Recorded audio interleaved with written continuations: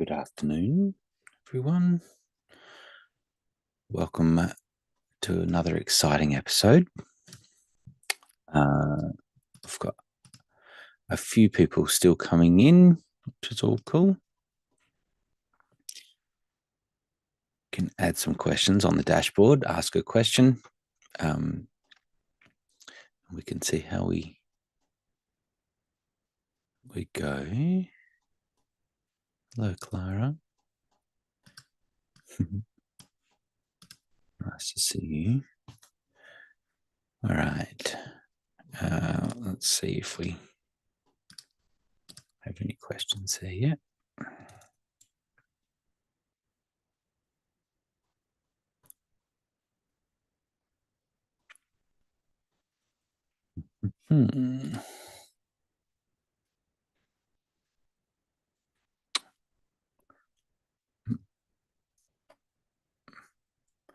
Hello, Justin. Oh, look, you're nice and sharp today. You were hello. you were a little soft, little fluffy last time. Yep. Yeah, it can happen. Hello, Dorita. Haven't seen you for a little while. Hi, Justin. Yeah.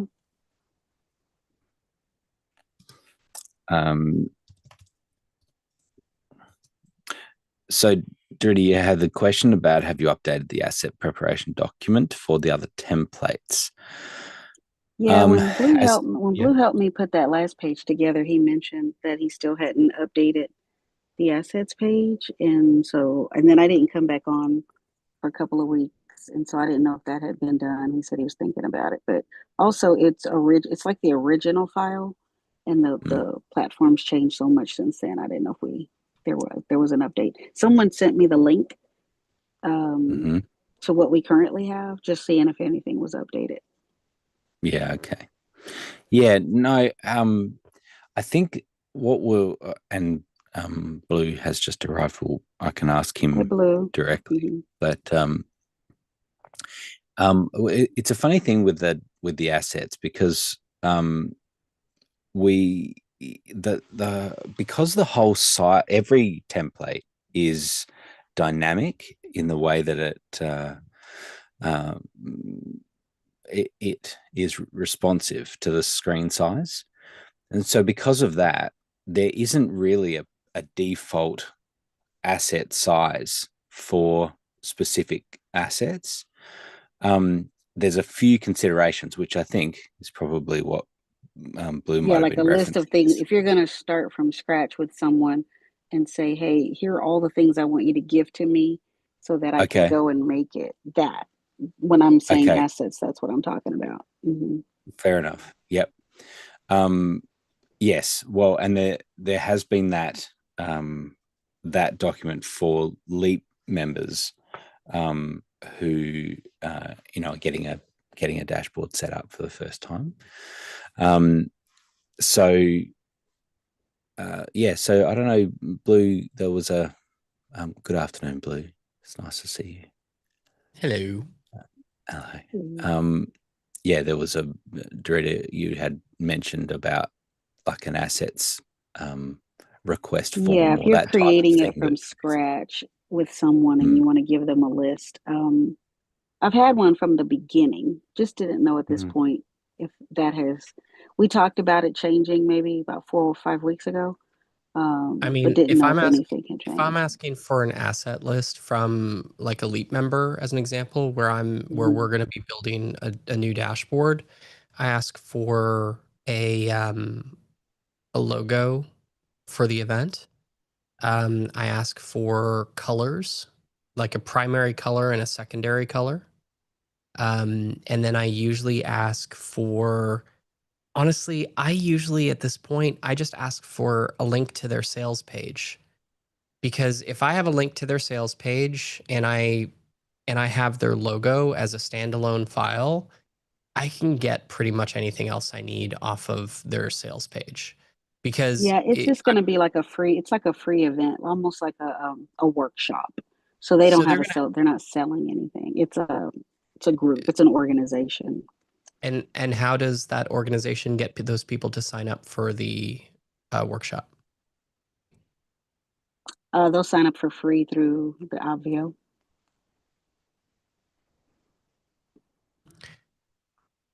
Okay, so the event itself has no brand. Like it basically it's just like it's a workshop. Probably just their webpage, their regular webpage. Okay. Their mhm. But they'll find Then I out via email. They don't all go one place for it. They'll get an email to say, click here to register. then I would keep things as simple as possible, right? You're not going to need a whole bunch of background images and stuff like that. You're just going to I would do it with color. I would do branding with color and their logo, and that's it. Okay. And use one of the simple either classic or um, lefty as a template because, well, probably classic or I'd probably use classic or panels if I didn't have any imagery that I needed to include inside of their dashboard. Those are the two templates that I would pick from. If you use I will. panels, if you use the panels template, it really relies on a big image as the background image for the top section.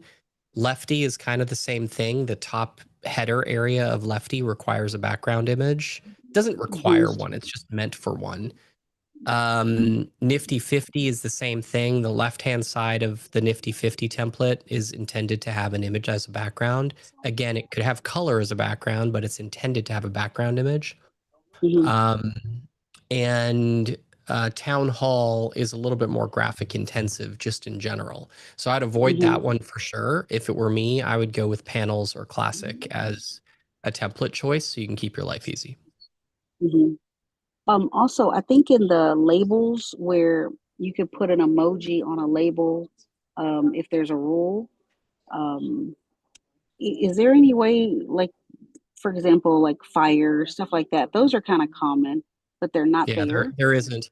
That's not an Obvio limitation. That's actually a Zoom API limitation. Okay. So what happens for whatever reason, we haven't been able to get a clear answer on this, but for some reason, the mechanism by which we add an emoji to a name in Zoom is part of the registration API.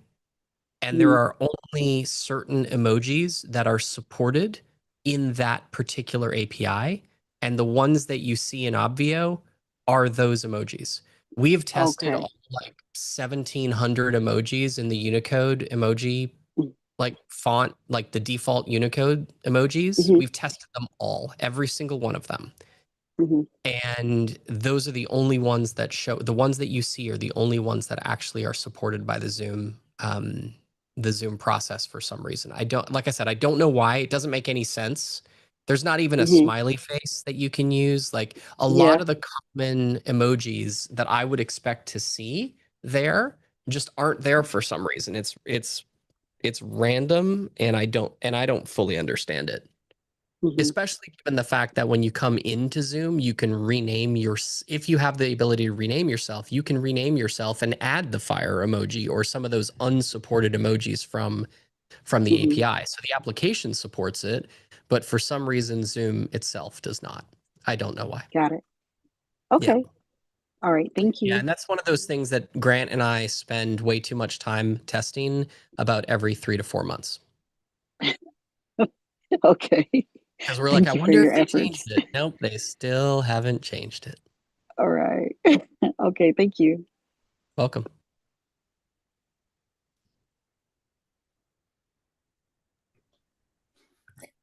Cool, cool. There is another question, Clara. I'm trying to build a purchase page and I need some help. Good question. Hello. You can shallow. You could share your screen if you like. Okay. Get that. There you go. All right. So here's my, whoops. Where is it? Okay, so Obvio.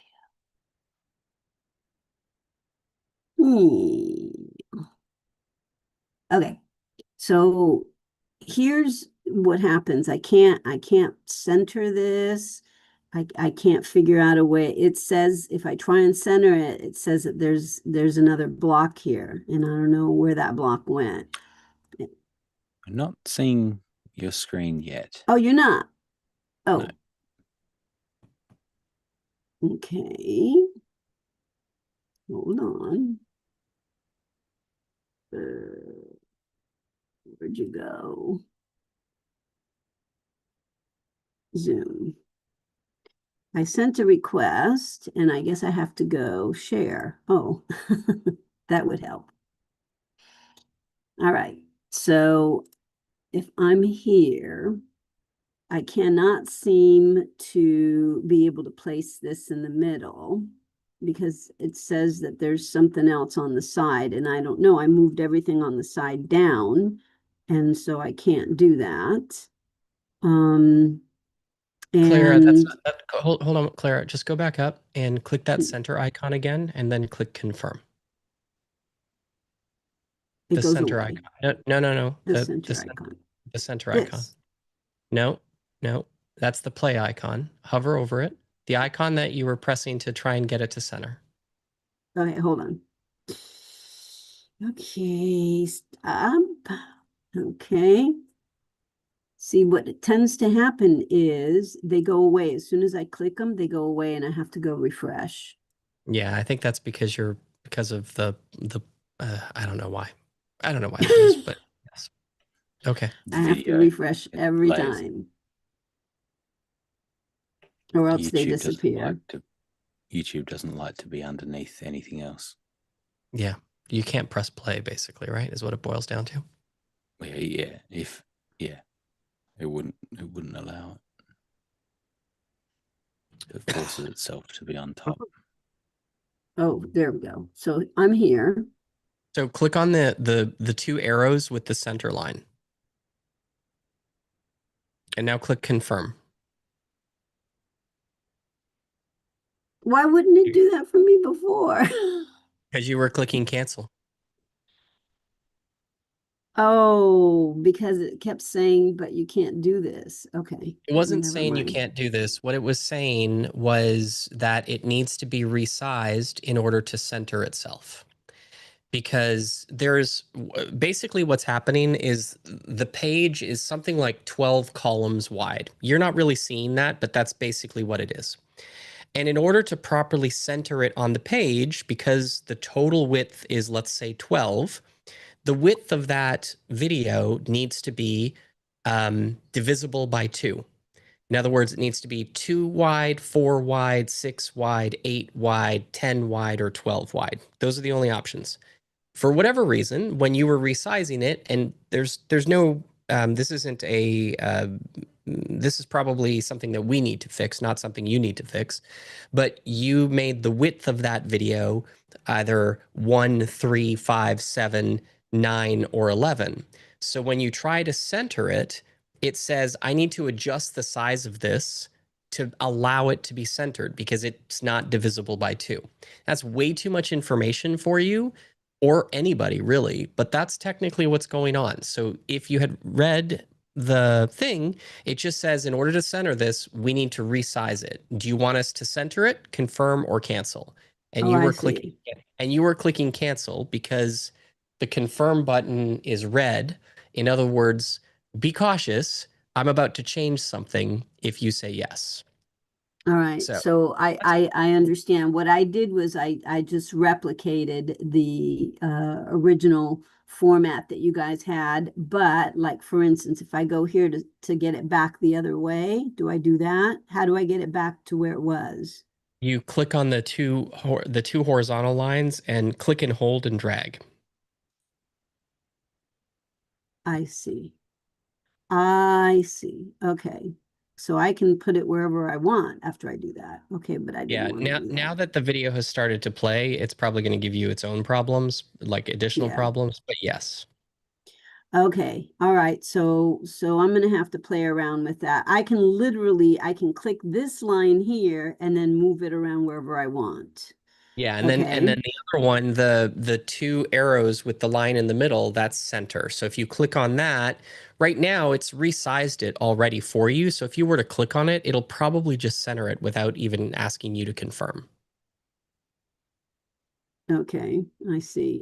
So then it resizes it on its own. Well, in So that case, you need to resize it. If it won't resize it without confirming. okay. Okay. Okay. So all right. So my other question is, okay, so if I want to drag it, I just click the two horizontal lines. Mm-hmm. Okay, so the other question is, if I put it back here, why won't it stay?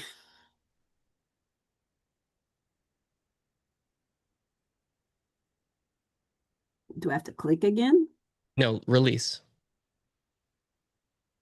Okay, I'm not touching the, I'm gonna have to Take your click finger again, I off the guess. mouse. I did.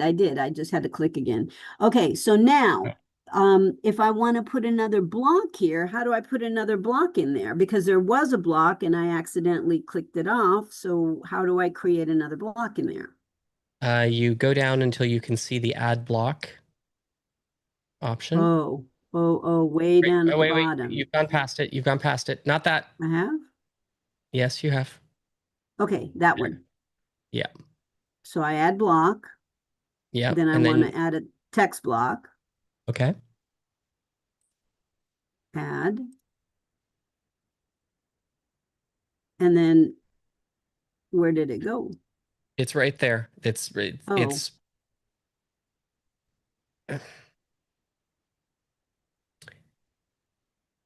It's down at the bottom by where the button was, right? A little further down, a little further down, right there. That that that's that the high, block. that empty square. You see Mm-hmm. that? You see that those dotted lines, and there's Mm-hmm. nothing inside of it. Why don't you Mm-hmm. click on that just to make, like, hover over it and click on the gear just to make, not that. Okay, I got to get you guys out of the way. Hold on. There's no gear here. Okay, there. That's good. Put your mouse over right underneath it. Not that. Don't click that, please. Right, just up. Do you see the black background with the blue dotted line around it below the video? Do you see that big Mm-hmm. square right Yes, there? yes, Right. yes. Click on the gear. That's your text block. Click, hover over that and click on the gear. I see. Right. Okay. Perfect. Now go into styling. Can you just change the color here? Is this where, or do you have to do it in the, I don't remember. Where's the color change? Because the problem is she's not seeing the font color, right? So she's not seeing that that's what it is. Scroll down, please, Carol. Yeah, it's okay. Go back to settings. Highlight the text that says enter your text here.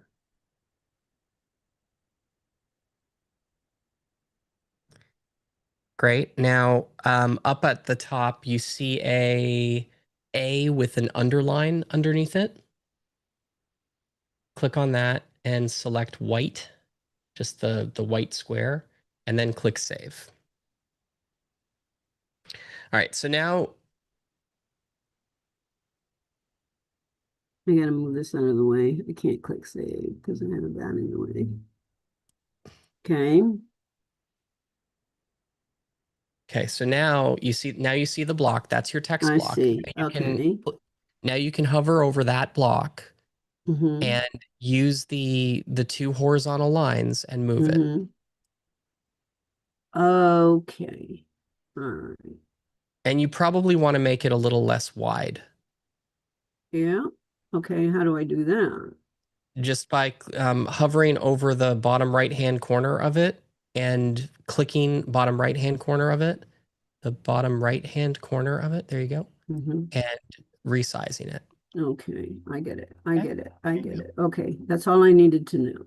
Okay. Yeah, now Now you I can. know. Oh, now it disappeared again. It's not disappeared. Just scroll up. Oh, There it is. All right. okay. And All now, right. and then just keep moving it up All right. until And then I it can exits the move this video that up you want. too. Now I can see little lines here. Does that mean that there's a block here? So I does. couldn't move. Anywhere you see little lines like that, Mhm, that's a block. mhm. If you So hover over that, I can cut this out and move this up. yeah, you can. I mean, if you want, that's another text block. Just click remove. Mm-hmm. Okay, hang on. Remove. Not move. Okay, yeah. Confirm. And then I can move this up a little bit. Okay, I think I know. Oh, but that made that other thing move. Okay. Okay, now I kind of get it. I can play around with it. Okay, I got it. Awesome. Okay, thank you. You're welcome.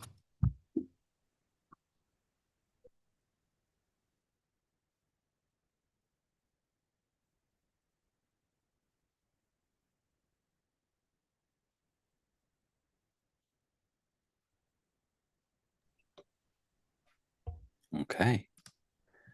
Let's double check. There's no other questions that have been posted at this point. Anyone else got any questions?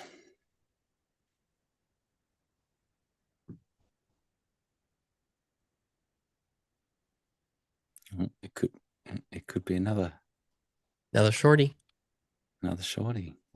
Mm-hmm. Well, since I had your attention, can I have it again? Okay, so I'm working on the purchase page. So Blue, since I'm creating a new event, and this is going to be my purchase page for my retreat, the idea behind this purchase page is I want to use this to drive traffic to come to the event. No? Correct?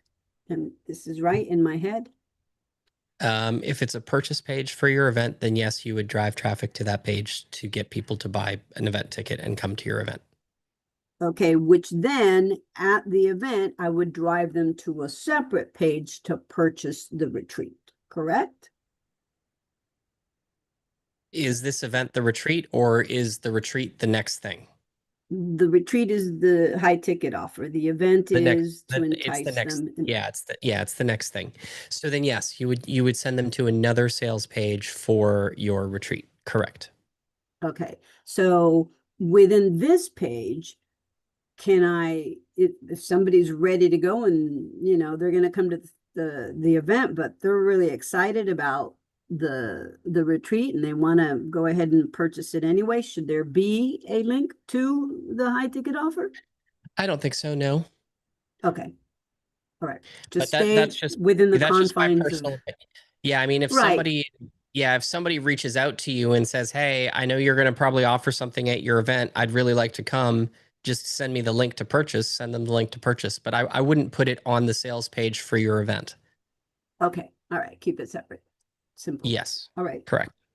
Yep. Muchas gracias. Te lo agradezco. Gotta go. But thank you for answering my question. You're welcome, Carol. Bye. Bye-bye.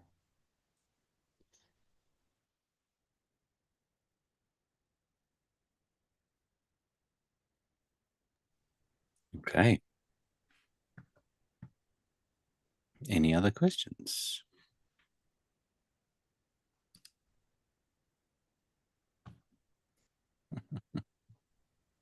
So I know nobody asked about the new chat in the chat, but thoughts on when Obvio meetings might have it, or plans for, are we going to enable it?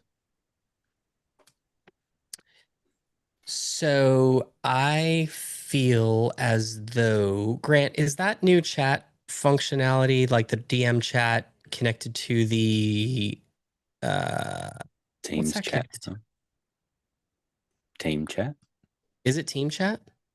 No. I don't think it is. Muddy. Well, and screwing your face up. It doesn't show up in Zoom in Obvio events yet, but in the latest updates of the Zoom client, if someone sends a private chat it's no longer in the regular thread. It actually creates a new tab at the top of text, at the top of the meeting chat section. You can also create a group private chat the same way. So you can have multiple people in that. And at one point, I think they were calling it side chat. I feel like I saw that terminology somewhere, side chat. It shows up as a new tab. And it's a little annoying because you don't, but on the same token, they don't disappear in the thread. If it's an active chat and someone sends you a private message, it just goes by and you never see it again. So it's sticky. It stays there, but it also clutters up the interface a little bit. But I was just curious why it's not in the audio meetings yet. I'm not exactly sure about the versioning or something. Yeah, so I saw it today for the first time, and to be honest with you, it's not a setting that I had to enable. So, and I couldn't find any settings for it. Actually, I searched. Yeah. So then, is it a requirement that everyone in the meeting has to be on the latest version? Or do they have to be logged in? Do they have to be logged in? Does somebody need to be logged in? Possibly. That's what I meant by it kind of being tied to team chat, but I don't in that same sort of way where everyone is logged in as their own account. But I haven't. Yeah, I was double checking. I was just looking now in account settings, and there's nothing for it. So we may have no option.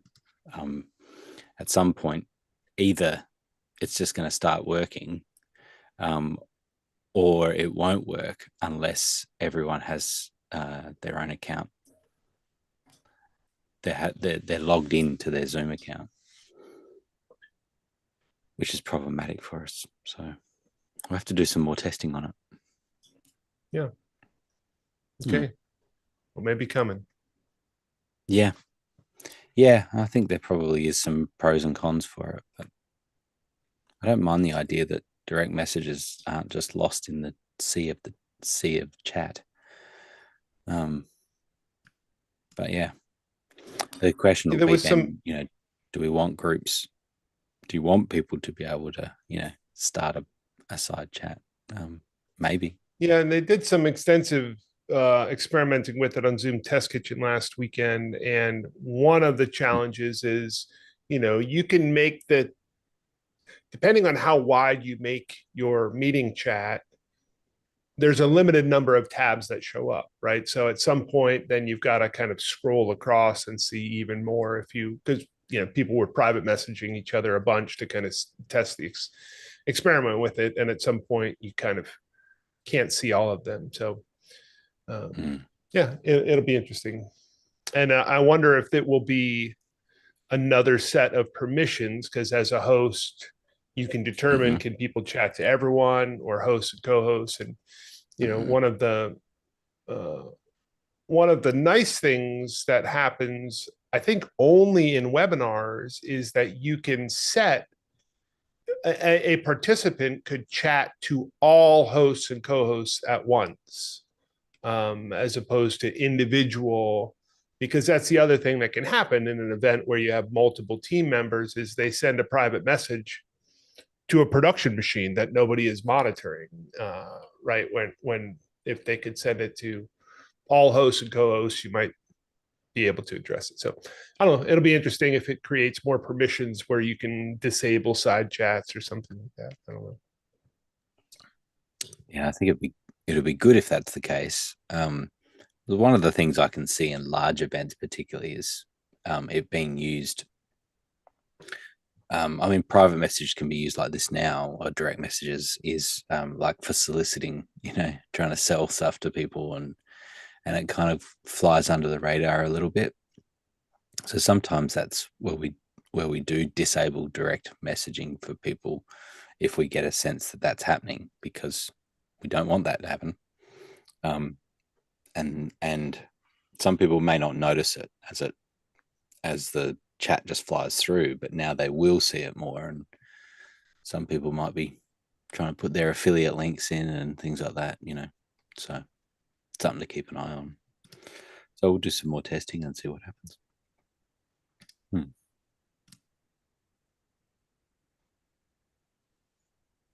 Cool. Actually, I think we do have Martin. Has the synchronization between high level and Obvio been fixed, so I no longer need to use Zapier for creating new users to a dashboard?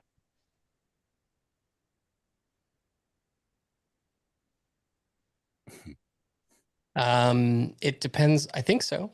I mean, I think it depends on like been fixed since when, because there was a major update to the high level integration. What, about 4 weeks ago, Justin? Something like that. And you shouldn't, I don't believe you should need to use. Actually, Justin, why don't you speak to it? Because you guys, I know you use high level more than I do. Yeah. So the issues that we talked about the last time you asked have been fixed. I would still have the if statements in your workflow because it's an asynchronous process. So you don't want to just submit to Avio and then immediately send out a confirmation email with a link that doesn't exist.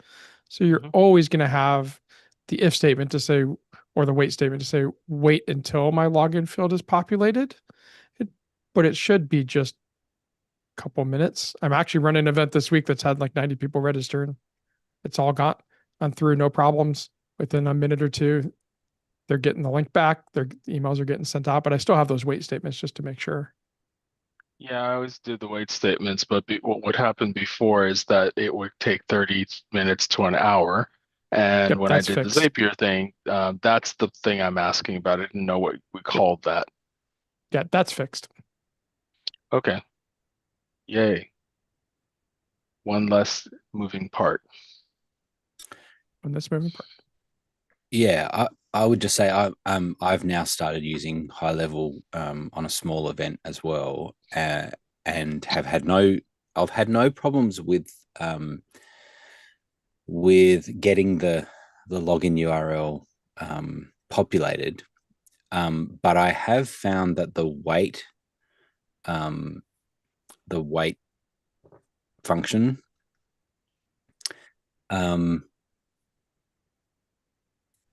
it just anyway what my point is what I did is, instead of just waiting for the condition to be met that the field was filled, I also just put a 1 minute wait in before, and so I've got 2 wait steps essentially, and that's worked great now. So Why did you add that? Because it's never going to do it instantly, and so it works, at least in my testing, it works better that it waits 1 minute before it then is checking that it actually, before the step of the condition where it's checking that it is filled, and it's working great now. And I still have a condition: if it a timeout of 20 minutes, send me an email, all of that. But I've got the extra 1 minute wait in there before it checks, before it does the other wait, the conditional wait. Does that make sense? Oh, I understand what you're saying. I'm just not understanding why the conditional, like hard, I call those hard waits, where you're putting a time. Whereas when you say wait until, as Justin says, it will just not continue until that's filled.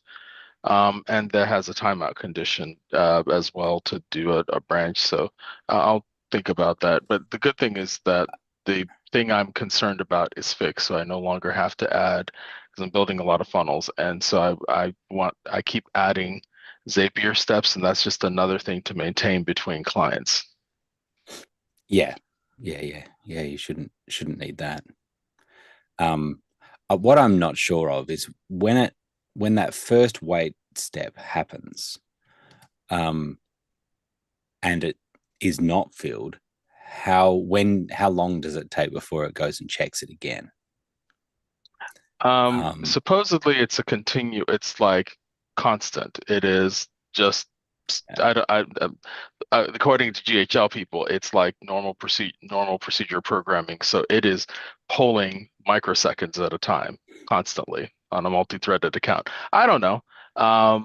It's not 20 minutes. It's not even up to a minute. It's more like in the seconds that it's supposedly doing that polling. Again, that's a good GHL question. I should actually think I'm in the DHL group. I should ask them that, and find out how often does that resequence. This is my flow, and so you can see that the contact's created. I add the tag. I just happen to be then sending myself a webhook that gives me a Slack update. But here is what I'm waiting. I'm waiting 1 minute, and then I do the condition. Yeah, exactly. And I'm saying that first step is not necessary because that thing is pulling on the microsecond continuously until. That's what I'm told. I don't believe it is. Yeah, I know. I don't believe it is. And yes, it does seem redundant. But this has worked much better for me now. Justin, I don't know if you got any thoughts on that, but I find that this has just made all my problems go away, because what would happen is it would be sitting, it would come in, but then the condition is sitting there and it's just waiting, and it might eventually happen hours later, but it wasn't within seconds or minutes or things. So that's just kind of fixed the problem. And then I still have this, which is kind of an extra backup, and now it's working well. My assumption would be that it checks about every minute. Seems like everything in Go High Level's minimum amount of time is 1 minute. Like, right. No official stance on it, but just usage based. Every time I want to do something more than a minute, it's like, 1 minute's the smallest I can go. Yeah. Yeah. It was working fine. And then I had days where it wasn't. And as soon as I put this in, it went away. So makes you wonder if Go High Level was taking longer than it should have. Yeah, it could have been. So there you go. Anyway, that answers that. And Martin, you also said, I did not know Obvio recordings disappeared so quickly. Is there a way to recover past events?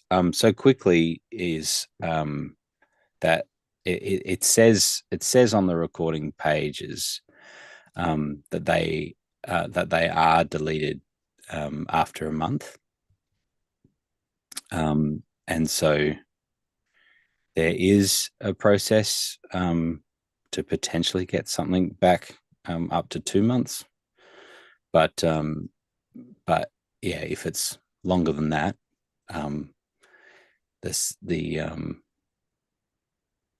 you're saying 60 days. Let's actually see what that says.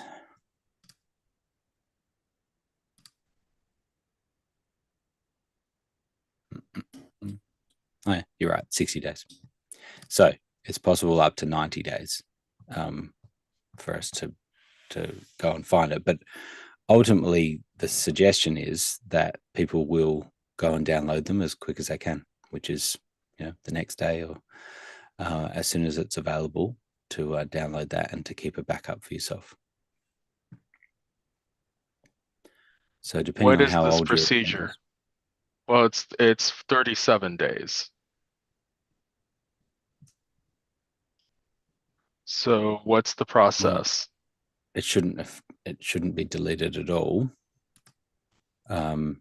So you're not seeing the recording?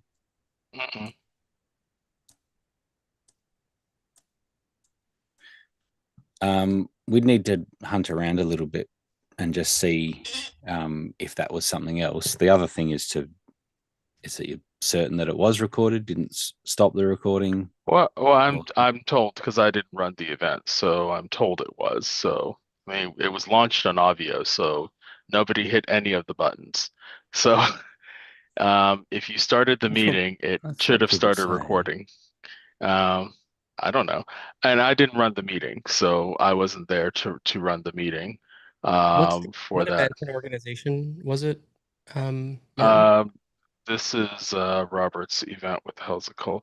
I haven't actually gone in there. It's Patty told me it wasn't there, so I was actually I'm actually asking this for two because my events were a long time ago, so they're lost. It's Roger, it's called Bridge the Retirement Gap. That's yes, Robert's there we go. organization. Yeah.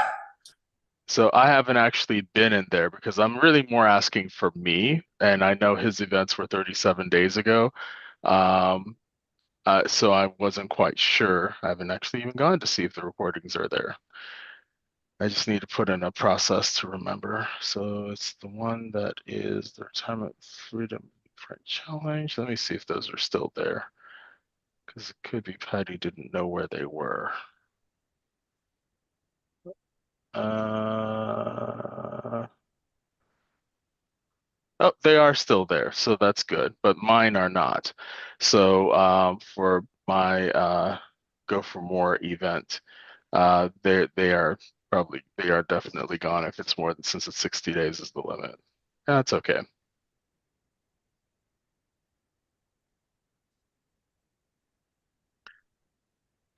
Oh, I do have one feature request. Is there a I want it all button for downloads? Because I actually like to download every single thing. I have a 15 terabyte hard drive for that reason. And the reason why is what's really nice about the different angles is if I do some video editing, I might want to go from the active speaker view to the one that shows the slideshow, just from a different Screen angle. share And so and it's yeah. screen So I share just and like to because it's kind of annoying to have to hit every button, and I would love a download it all button, or is that there? Because when I hit download, it just does the first one. And what I was hoping is like if there's a you have many different things, if there was a everything option, I yeah, would there's love to not. put that as a request.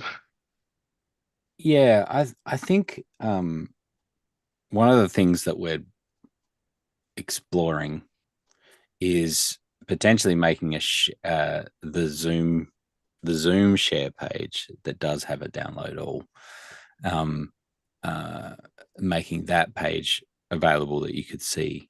That's one thing that we're just kind of looking at, and that has a download all button on it, and also has a bit more of the transcripts, and the there's a little bit more there.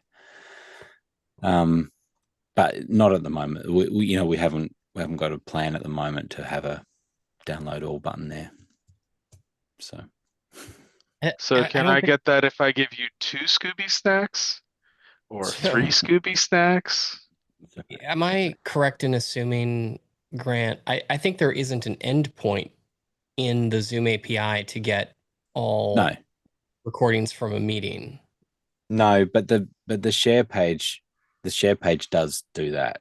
Cool. So I'm going to answer this a slightly different way for you, Martin. What I would recommend you do is put that request into Zoom and their developer folks, because what we really want is for them to give us an endpoint that says download all recordings, because that's really what's actually happening. No, but that's what they do as well. That's what Zoom already does on the share page. All it's doing is it's activating all of those at the same time, which the first thing that Chrome will say is, will you allow multiple downloads from this source? Right. And then it'll add all, 7, or depends on how many, you're doing, and it'll start downloading them all. And so we could achieve the same thing. But I don't think it's high on the priority list, particularly when there is that share page, that Zoom share page that already has that functionality on it. So it could be another I understand, and I actually have no problem. I put requests for DHL all the time, and they've implemented them, so I have no issue. I don't know the mystical voodoo that that is Obvio and how things work from that perspective. So now that I know, I will actually do that. And you never will, Martin. You'll never know that voodoo. That would require us to know some of the voodoo.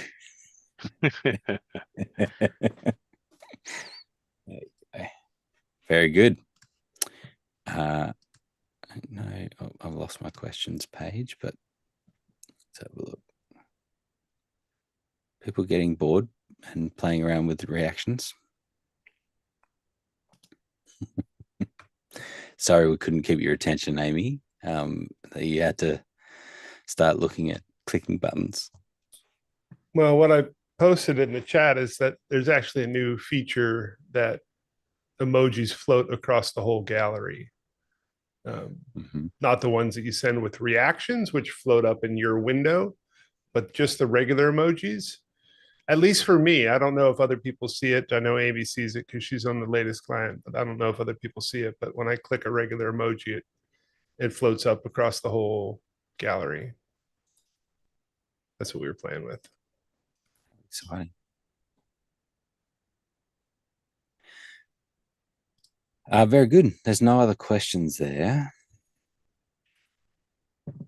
That's been posted. Any other questions?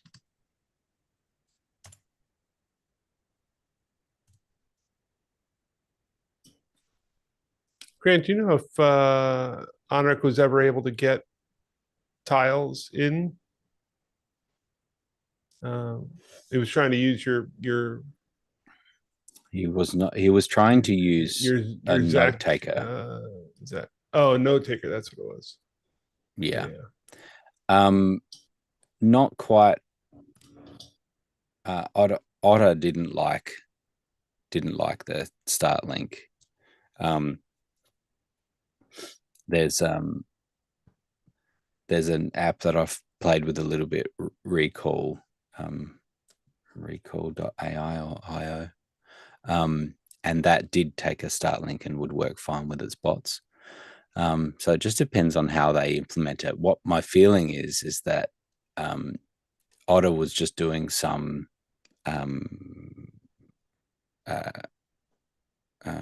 validation of the link. So it wasn't actually trying it, because I think it would work. If you gave the bot that as its join link, it would work. Unless you're doing validation and saying that won't work, that. And so that seems to be what it is. Yeah, especially because the link worked by itself when you test it.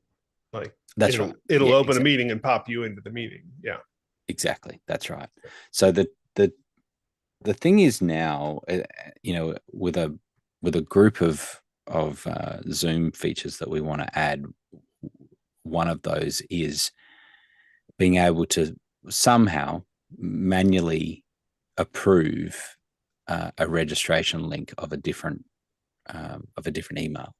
And so depending on those, certainly with all the OSC apps, although you said Tiles, have you tried the new? Yeah, Tiles works fine with the okay, Zach join. You're thinking about the meeting. Yep. Yeah. No worries. Yeah, it was. I just forgot what there it was. An issue. There was an issue with Zoom OSC that you couldn't use a Zach once you'd logged in with another account, and Andy got that fixed in the last update. But yeah, we're still just finding a way. If there's been a few people lately asking about having note taker apps and things, being able to enter a meeting.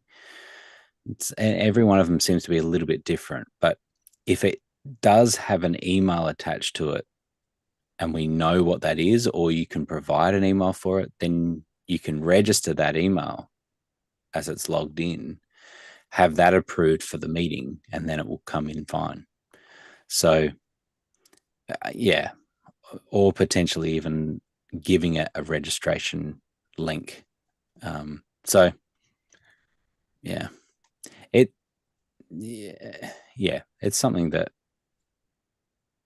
would be good, not just for those sorts of use cases, but also for some people, for whatever reason, that need to be able to join with their own Zoom account. And I'm thinking about Zoom apps and things like that that may work then if they are able to do that. So, yep. Catherine, hello.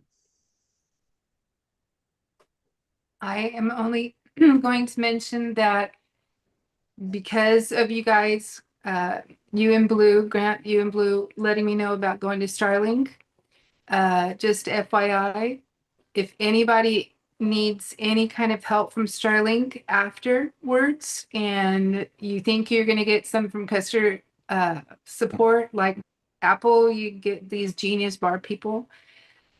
The only thing that works with Starlink, don't waste your time, put in a ticket. They answer tickets. If you call, you're going to get all sorts of people from all over the world, or I don't know where their centers are, call centers are, but they want like your life history before they'll do anything.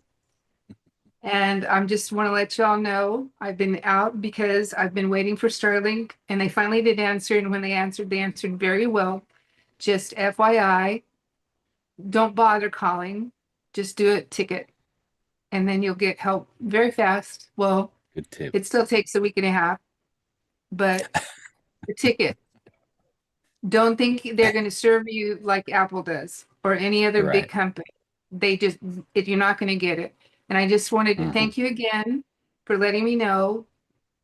Long story, but we had to move my office to prepare for my mother-in-law who has stage 4 brain cancer, and I needed to be in the house. So FYI, that's all I wanted to say. Thank you. I didn't know which way that was going to go there for a moment. Whether you were going to say it's amazing, their customer service is incredible, or not so much. Yeah, I think they've grown very fast, very quickly, and they're not doing their customer service at the same speed. So anyway, I'm glad it's working for you though. All right. I'm glad I missed yesterday. Yesterday, Blue, you and Barry were golden, and it on another level. Y'all are on another level. So thank you. I will pass that along to Barry. I'm sure that is mostly her who was on another level. I was just present. Oh no, what you guys are doing with Obi is amazing, and how you're teaching us to do that. So no, don't just pass on, accept. I appreciate that, Kat. Thank you. You were wonderful too. That's all. Thank you. Let me mention something, and Muddy can say whatever he wants, because we just got out of a meeting. But there's no way Barry can do what she does without you, Blue. Because from a quantum physics situation. I'm 100% clear on that, Amy. 100%. Yeah. No, but I mean, even just from a quantum, even if you didn't know anything about tech, just you being in the room, you being in the building, you being in the same town, I really makes do a difference. You're not wrong. 100%. Yeah. Just being present brings the conversation up for sure. I get why are you so uncomfortable with that when she said that? It's like you stood up in your seat and sat back down. And I mean, when you have support. My shirt was riding up. That's all that was going on. Receive it, Blue. Receive it. Yes. Oh gosh. Where's the mute all button? Come on. Okay, that's it. Everybody in the next session that we have, everybody has to say, "I love you, Blue. Blue, you're amazing." We're gonna have him actually receive how much we love him. We'll definitely not be present for that. He will be walking out of the room. Grant just walked out. He can't hear it. Yeah.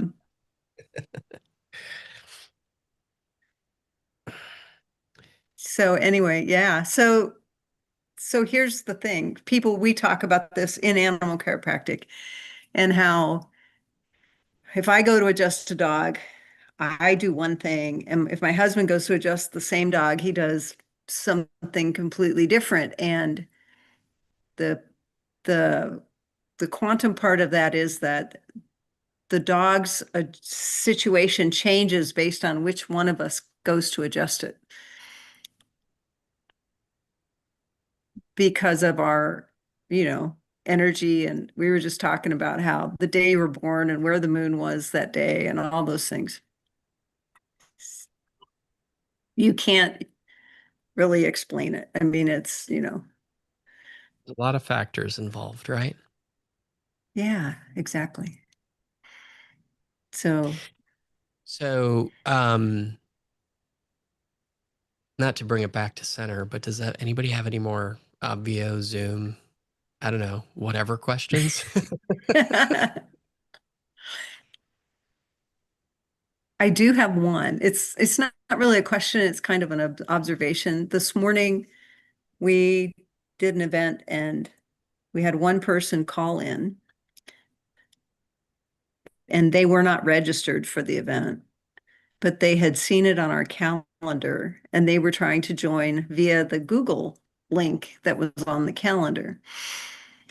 And luckily, we were able to get them logged into Obvio. And just a couple days ago, Muddy and I had walked through how to take those Google links out of the calendar, and it was weird that there was still one in there. So that might be something to talk about. And just to put some finer points on it, it was not a call in. It was someone that found a Google Calendar link, and by default, Google Calendar was adding Google Meet links to appointments, which we've turned off in settings now, but it was a stray one. And so they were trying to join the event from a Google Meet link in a calendar. Got it. Yes. We ultimately got them into the event, though. For the majority of you, I would suggest that you don't have to worry about what was just said, because that's not actually an Obvio thing. That sounds like a Google Calendar thing. It's a Google Calendar thing. So turn off the Google Meet in your Google Calendar so people don't think that that's a link that's actually working. I guess that was my point. Unless you're using Google Meet to actually meet with people on your calendar. Which Never. every time I That's why we use have to Obvio. go into Google Meet for a call, I really question the person that I'm talking to. Like, what's wrong with them? Jaylene, go ahead. So in the town hall template in Obvio, can we move around and place like the main stage button in a different way, or because it's a template, are those fixed areas? It is a template, so there's limited amount of movement that you can do, but there are a couple different areas within the town hall template that you can place buttons. Are you working with an event specifically inside of Obvio? Yeah, I was working on creating my own event in the town hall template, and so the photo that was under. Is that in your Jaylene Ballantone's organization? Is that inside of that? Yeah, but I haven't tried to move it. Do you want? You can pull it up if you want. Yeah, no worries. Is it the Leap practice group test event, the Leap practice group, or the intuitive coach plastic test one? The test one. Got it. So if there's a background image that I want to place, that the main stage would be over something that would cover like an area of interest in the photograph, could I move that main stage to a different area, or does it have to be placed there? Yeah. Well, the main stage can go in this panel over here. It doesn't have to be over here on the right-hand side. So that's number one.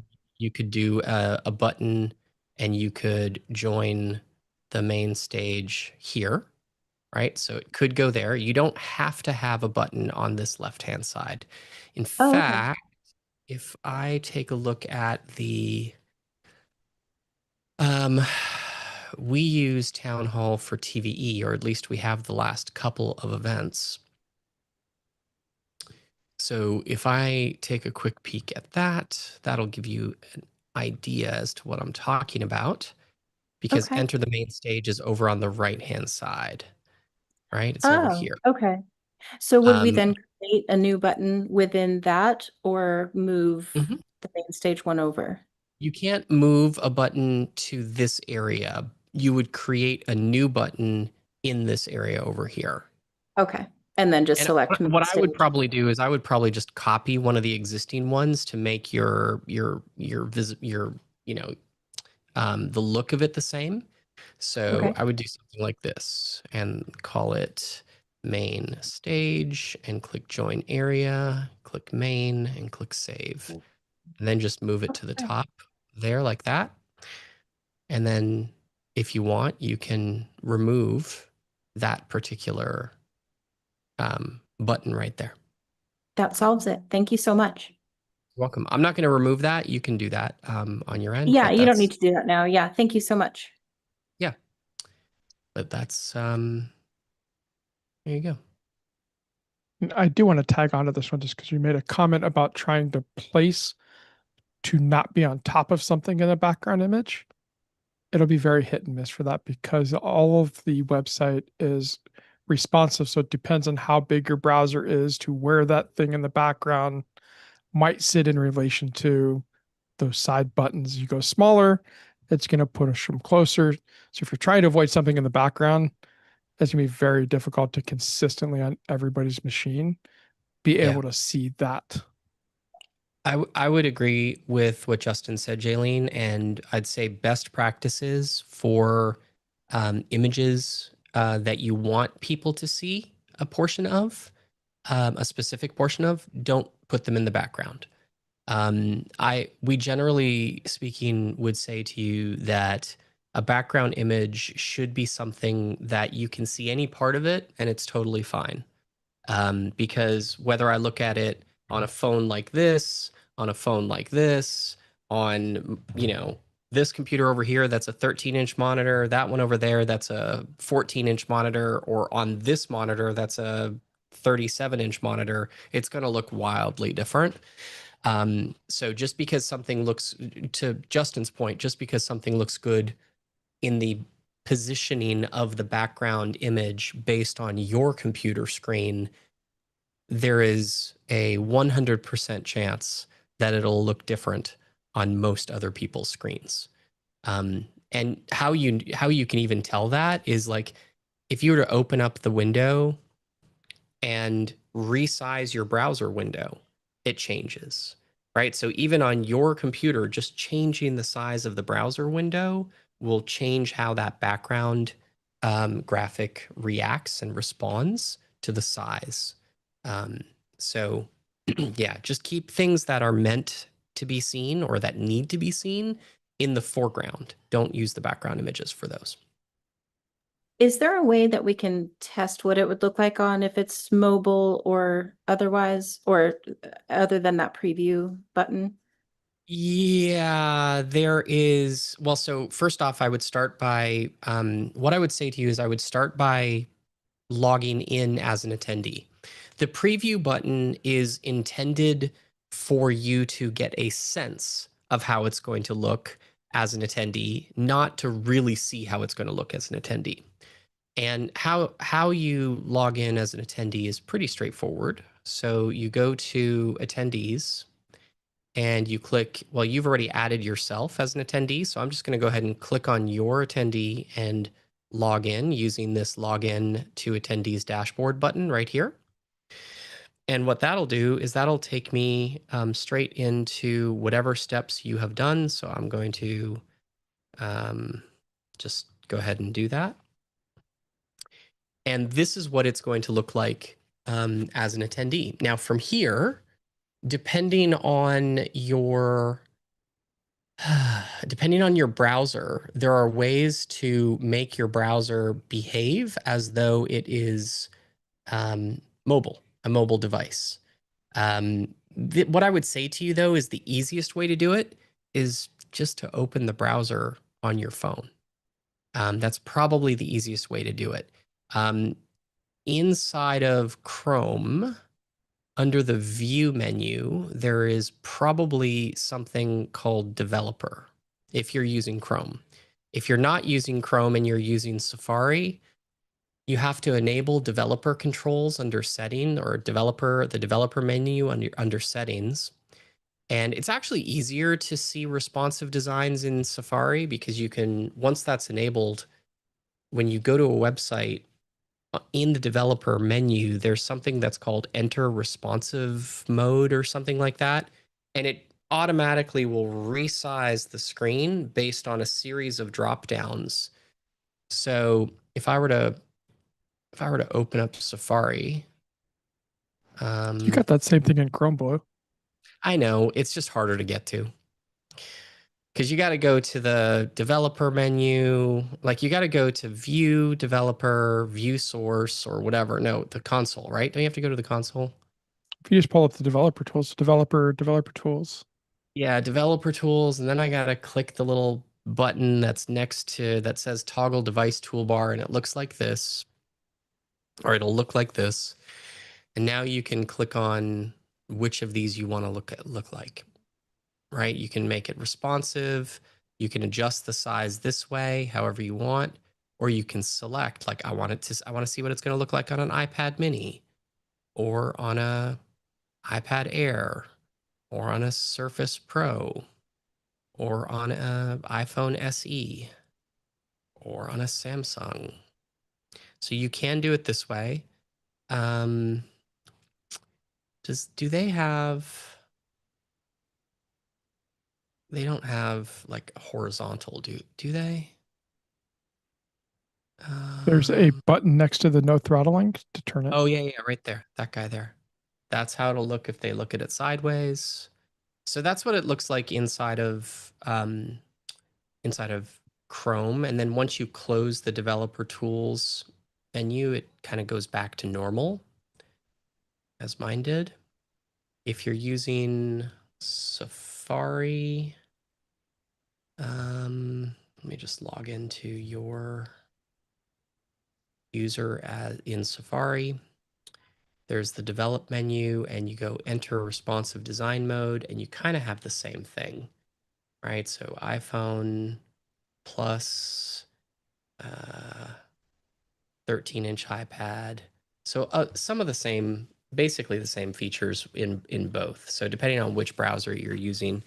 And then if you don't see in Safari, if you don't see that enter responsive design mode in Safari settings, I believe under advanced, there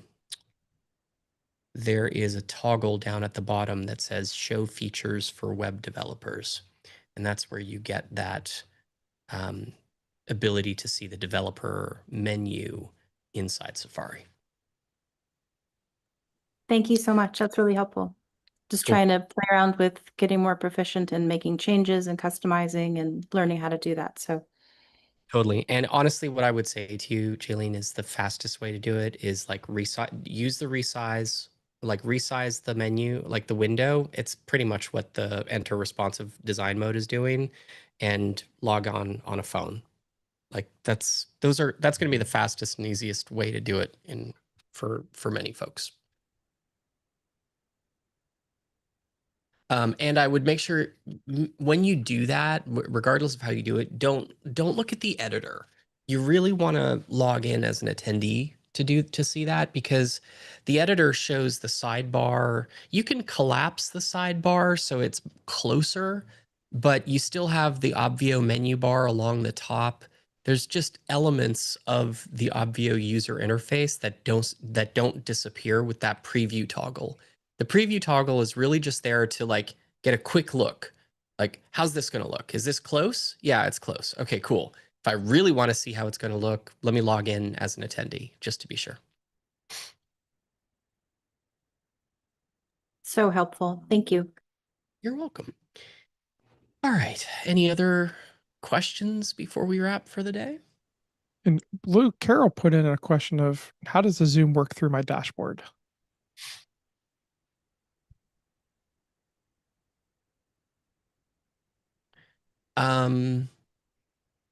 Is Carol still with us? Is it Carol? Which Carol? Carol Eisenberg. I am not seeing her. She was here a little bit ago.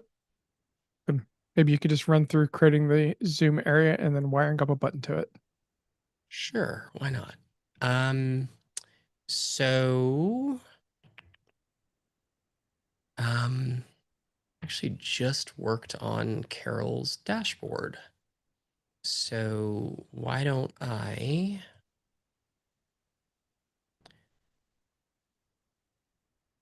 show that? All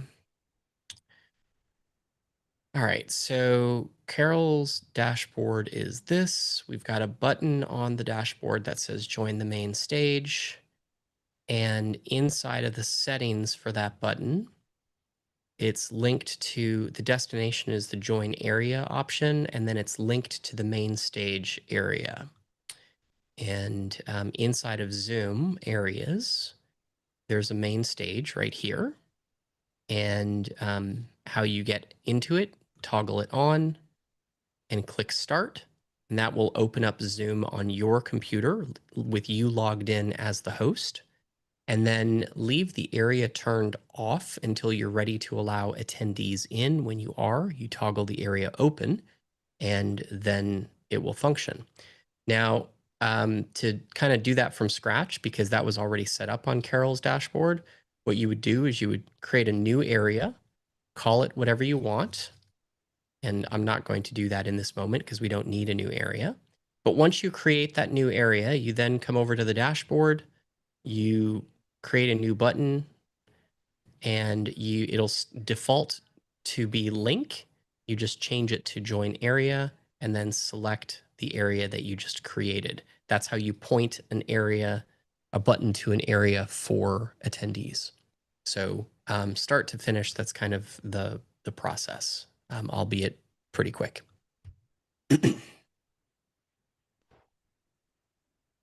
Thank you, Blue.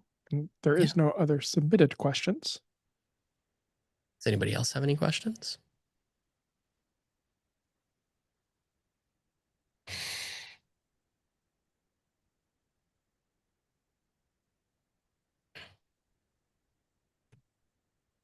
All right. Well, if there are no other questions, I think, thanks, Sal. I'll pass that along.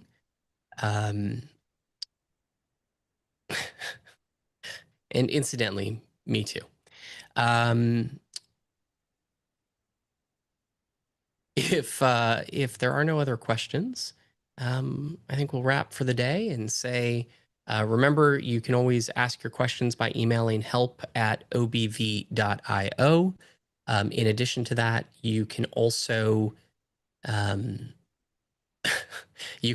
go to the Facebook group by going to facebook.com/groups/Obvio APP, I believe, or you can click on the Facebook group icon on the dashboard that got you into this call. There's also the live chat in the application itself, in the Obvio application, which is in the bottom left-hand corner. There's a little chat icon. You can chat with our team Monday to Friday from 9 a.m. to about 6 p.m. at night, and be able to get your questions answered in real time. Outside of that, we'll be back next week for another riveting Q&A call. And I would also like to remind you guys, these calls are only as good as the questions that you bring, right? So any questions you have, whether you think that they are an absolute beginner question, like how the heck do I log in for the first time, or you think it's a far more complicated question, like how do I connect Go High Level and put in a delay in my automation so that it waits for the email to go out before it waits until the actual custom field is filled with the Obvio login URL. How do I do that? Regardless of what you think your question is, whether it's complicated or easy, that's what these calls are for. If you have a question about how to change the design of a button or any of those other pieces and parts, that's what we're here to help answer. And then, of course, once we get through Obvio-based questions, if you have tech-based questions, between myself, Grant, Justin, a few other folks who show up, we don't mind talking about technology from time to time as well. So that's it for today. Grant, thanks for coming back. Your timing's perfect. And we'll see you all next week. Thanks, y'all. You're welcome. Bye-bye.